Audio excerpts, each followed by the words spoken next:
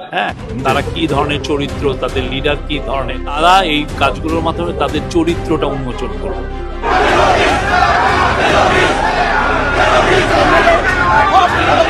এবার নিউ ইয়র্কে ইউনূসের প্রেস সচিব শফিকুলকে গণধোলাই দিল আওয়ামী লীগের নেতাকর্মীরা।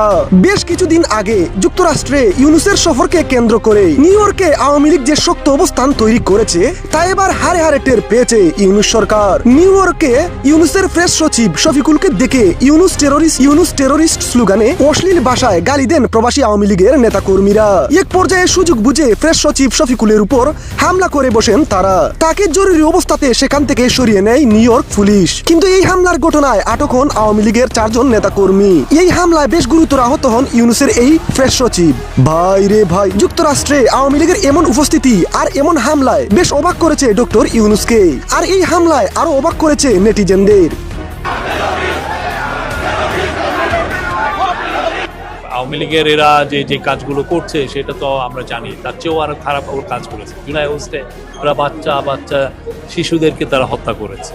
তারা এই কাজগুলোর মাধ্যমে তাদের চরিত্রটা উন্মোচন করবে। হ্যাঁ, তারা কি ধরনের চরিত্র, তাদের লিডার কি ধরনের।